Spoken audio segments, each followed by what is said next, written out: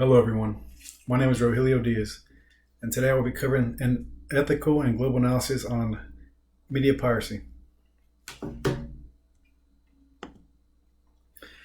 So here in our outline we have the introduction, ethics behind media piracy, consequences of stealing media content, global analysis, consumer sentiment on media piracy, the pros and cons of media piracy, measures taken to combat media piracy, and the conclusion.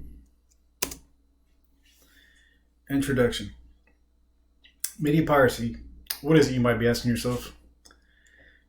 So it is the illegal reproduction, distribution, and or recreation of copyrighted material. This can include anything and everything from books, computer programs, computer games, software, music, and films. Media piracy can be seen throughout many different sectors all across the world. It impacts everyone involved, copyright owners and violators alike. Media piracy carries hefty legal and financial consequences if caught and condemned. It has also become easier due to the ability to stream and download content as the internet and its user-friendly experience has become more and more sophisticated over time. Ethics behind media piracy. So downloading or recreating copyrighted media content is stealing. This type of issue was first brought to light when the Napster incident occurred in 1993, which, for those who don't know, was basically an issue where users on the platform were illegally downloading records over the internet in a time when records were primarily used as a form of entertainment.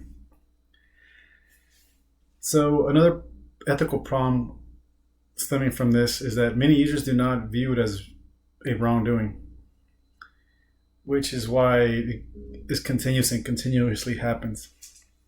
Some of the biggest violators of copyright infringement are authoritative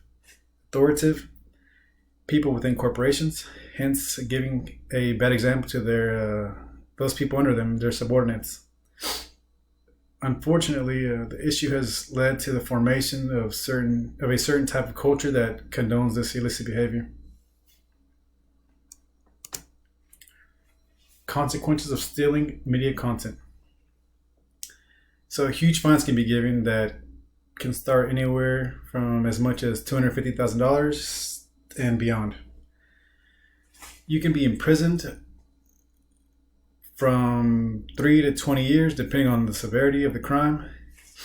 And if enough revenue is lost by a company, that company may choose to raise prices on their product or discontinue it altogether. This would obviously have a negative effect on all consumers of that product. Imagine your favorite product being discontinued because the company that made it suffered a big loss financially due to the streaming and illegal downloading of that material. That would not be good. You'd be pretty mad. Next, we'll cover the global analysis. The bulk of the media piracy that occurs in the world comes from countries like China, Russia, and the US. Others worth mentioning are emerging countries like India, Mexico, and Vietnam, to name a few. So a study that was conducted in 2020 involving the total number of views of media pirated sites revealed that about 8.5 billion views came from the US alone, followed by 8.3 billion views in Russia and almost 7 billion in China. A lot of developing countries throughout the world have also reported an increase in media piracy due to growing accessibility to the web.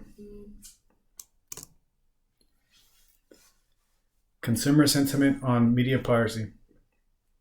Many consumers find downloading and streaming illegal media content as a non-offensive crime. Many simply just don't see the harm in it. Some media piracy violators engage in the illicit behavior due to having the inability to legally purchase or use certain products. This is the case in China, where the government controls the media and what people can and cannot watch. Due to this curiosity of the outside world, many Chinese citizens find illegal ways to stream and download unlicensed material. Many consumers engage in media piracy as a result from consumption restraints that indirectly promote the act. These constraints include things such as affordability issues, all the way to government control on certain material.